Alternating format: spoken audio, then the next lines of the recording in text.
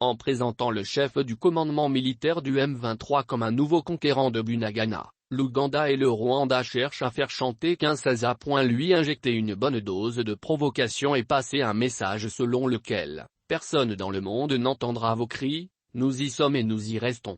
Un dimanche, des selfies à Bunagana entre Sultani Makenga et Wiyingoma à la demande de Kigali afin de présenter aux éminents participants au sommet du Commonwealth, le nouveau visage du Congo ravagé par l'armée rwandaise.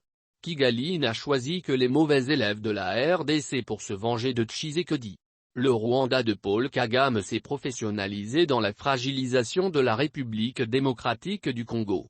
Il a mis en place des réseaux, des groupes et des plateformes orientés spécifiquement vers le Congo-Kinshasa pour analyser minutieusement le terrain, identifier les acteurs et les richesses, adapter des projets politiques, militaires et communautaires.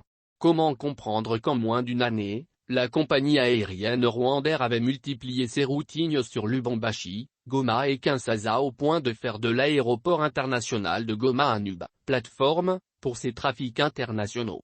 À cet effet, il a recruté des valets aussi bien dans l'armée que dans son élite politique et la société civile.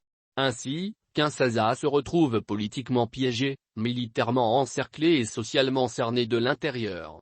Le président de l'Assemblée nationale qui avait interpellé les députés sur certaines complicités avec les groupes armés, est toujours attendu sur le dossier avec des listes afin que la nation sanctionne les traîtres de la République. Le ministre Julien Paluku Kahongya, lors d'une émission radiodiffusée, a clairement constaté qu'il n'y a rien de nouveau dans le phénomène du M23 car, c'est le même film que Kigali rebobine à chaque cycle politique pour maintenir la RDC dans l'archaïsme.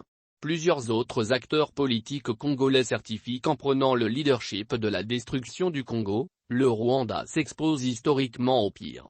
Lui, qui n'est qu'un petit pays qui respire et survit à la fois des richesses pillées en RDC et de la rétrocession de la communauté internationale sur les minerais exportés.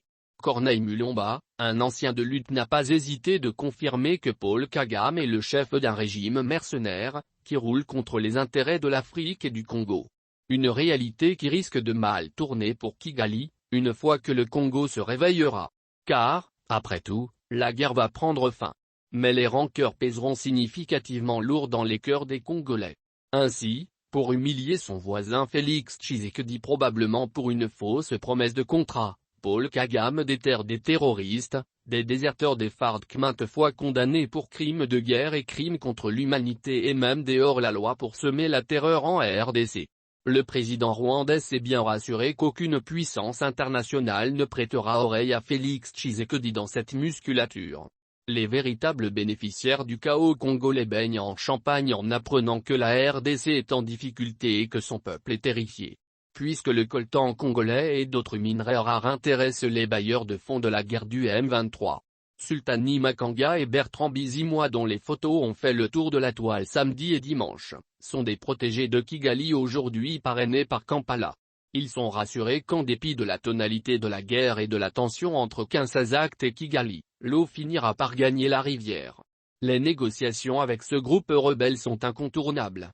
Étant donné que, même le Conseil de sécurité des Nations Unies est en train d'encourager le dialogue pour mettre un terme à la guerre.